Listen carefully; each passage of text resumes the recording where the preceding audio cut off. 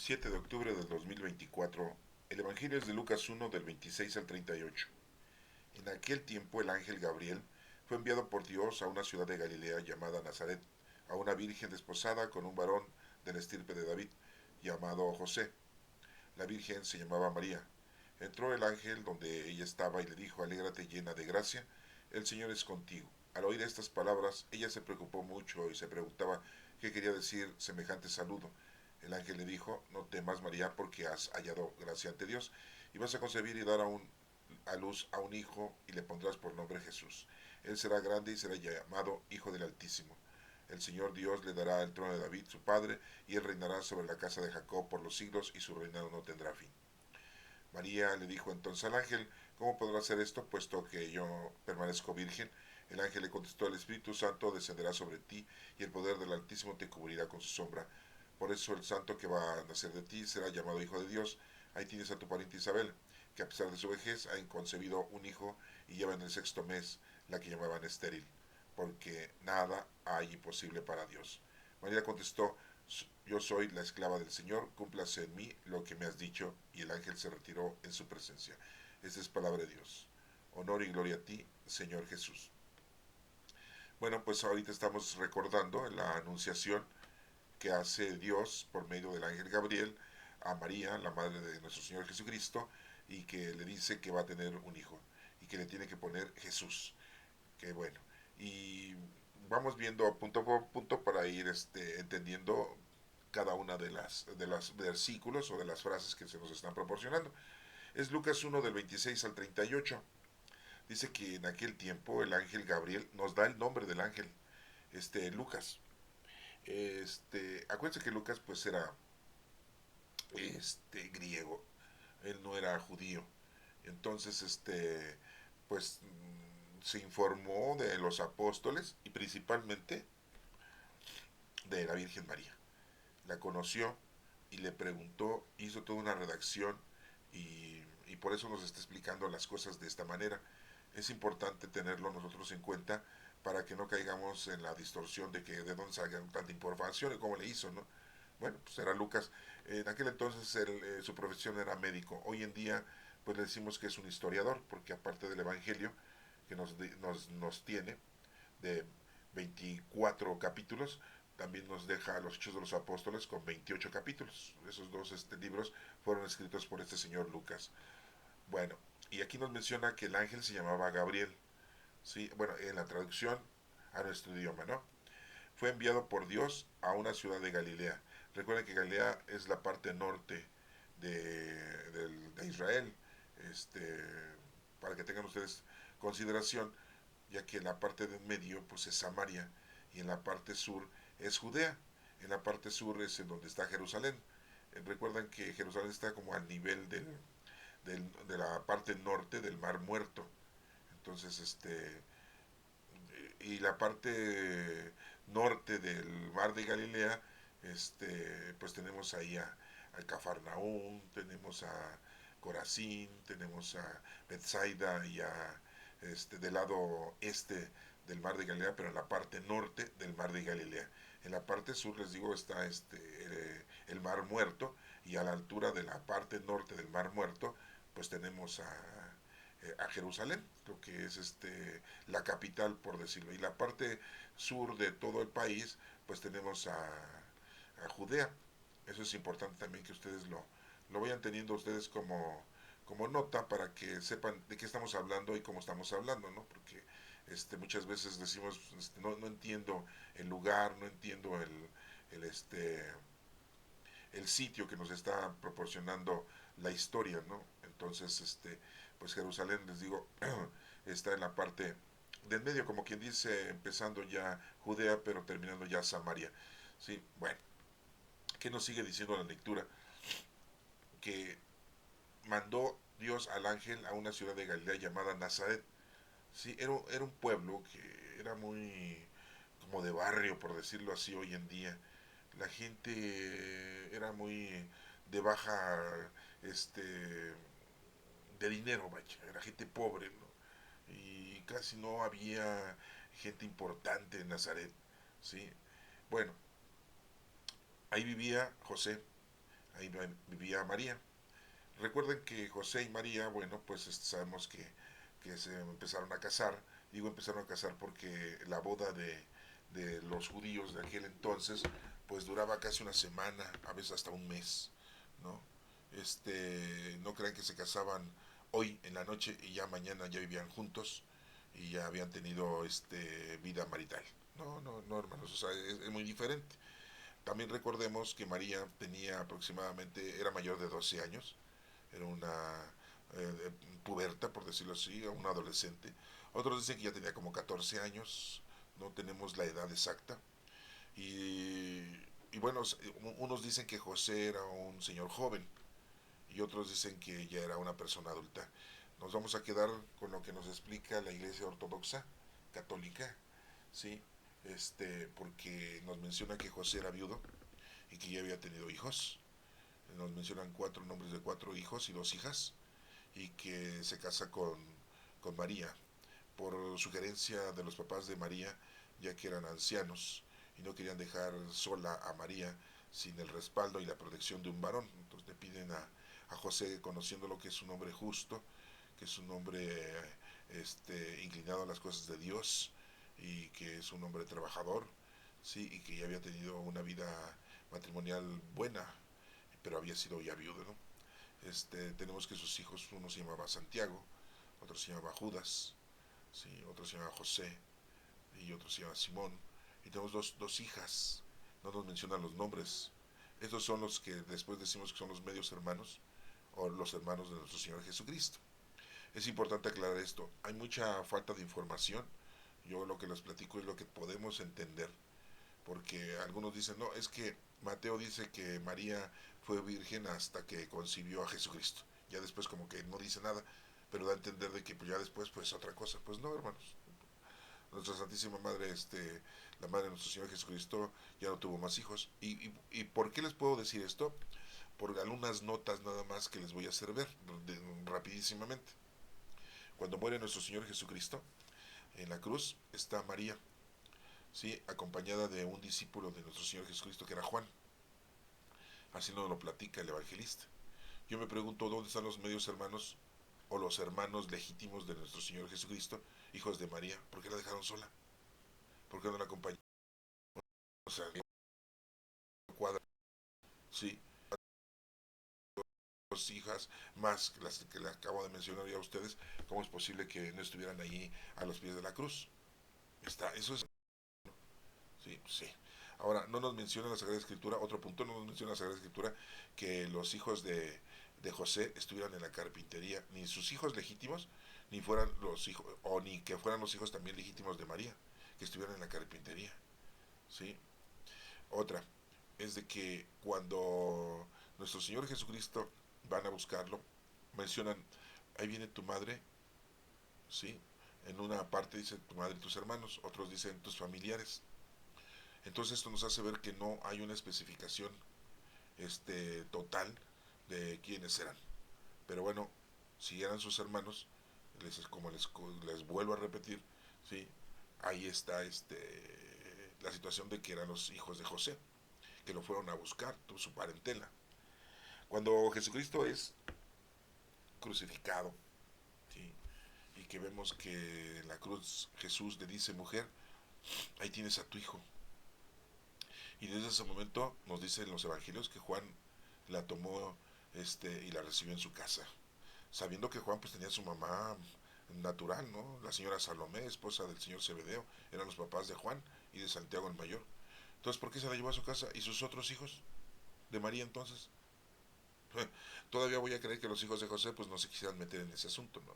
De cuidar a la madrastra, por decirlo de esta manera, ¿no? ¿Sí? A la segunda esposa de su papá, bueno, pues no estoy de acuerdo, pero los verdaderos hijos de María, ¿sí? No quisieron hacerse cargo de ella. Por eso les digo, son notas, ¿eh? Nada más se las pronuncio para que también las tengan ustedes como información.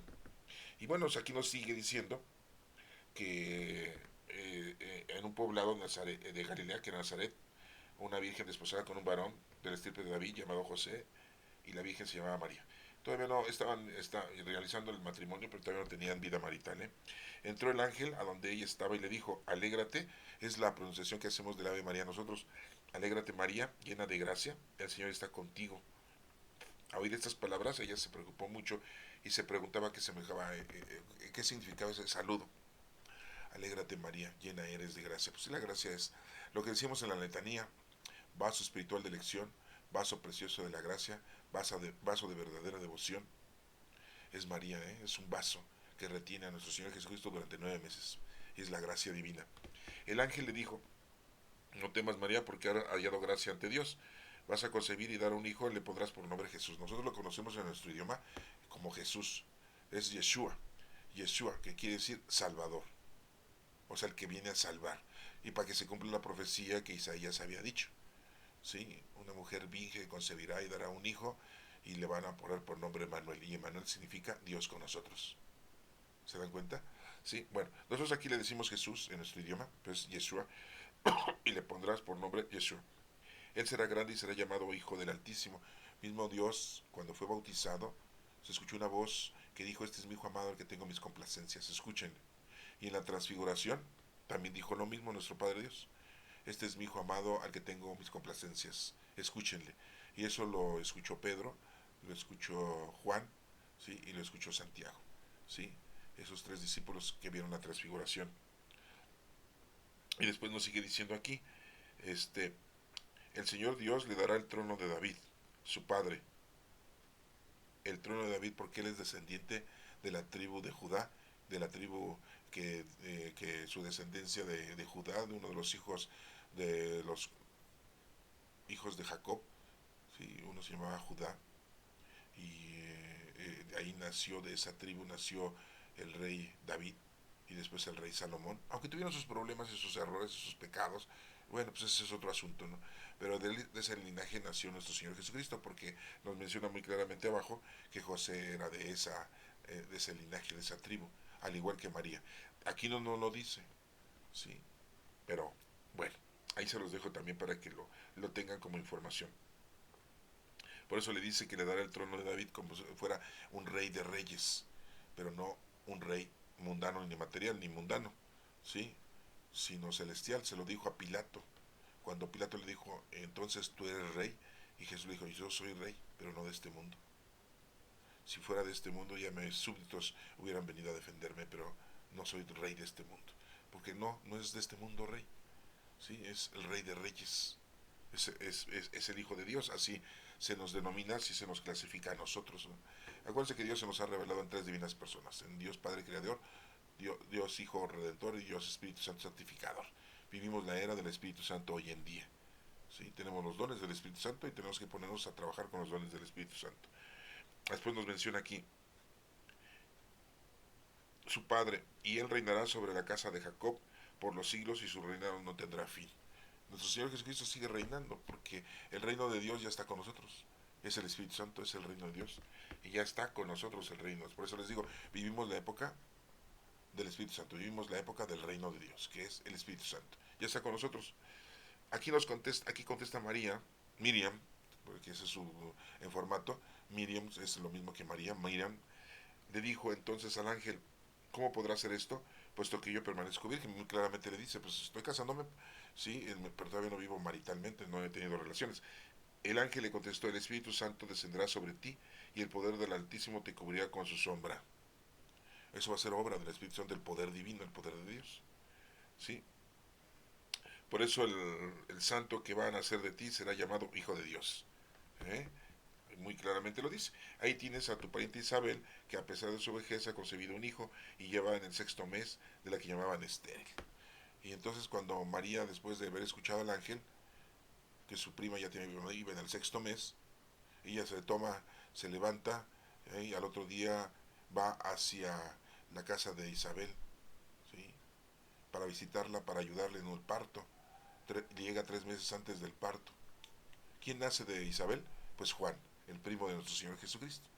Y por eso dice Isabel, en el momento que escuché tu saludo, saltó mi hijo en mi vientre, se movió, ¿no? ¿Sí?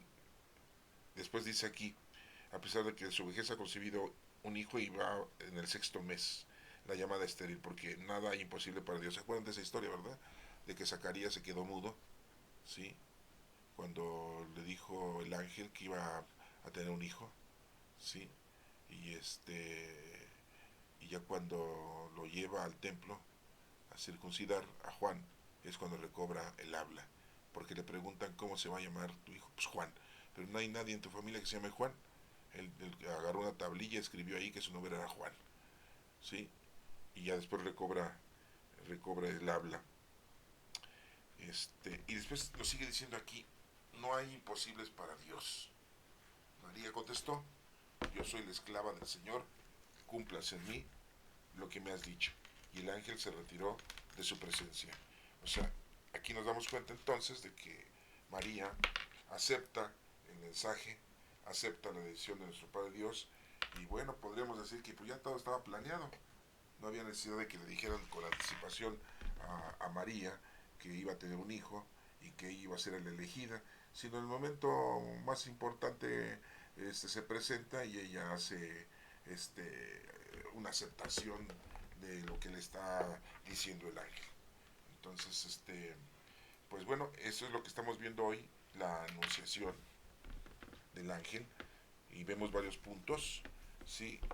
Uno es que es el ángel Gabriel, otro es que María estaba en el momento crucial de su vida de casarse, todavía no tenía vida marital con José, los dos son descendientes de la tribu de Judá, descendientes de donde nació también el rey David. Vemos que la anunciación del ángel le dice muy claramente que es por obra del Espíritu Santo. También le dice que le tendrá que poner de nombre Salvador, que significa Yeshua, que nosotros le decimos Jesús. Y, y bueno, que va a ser el Hijo de Dios. Ya les dije en qué dos partes de la Sagrada Escritura menciona nuestro Padre Dios que es su Hijo. Y también tenemos aquí que María dice, soy la esclava del Señor, cumplas en mí lo que me has dicho.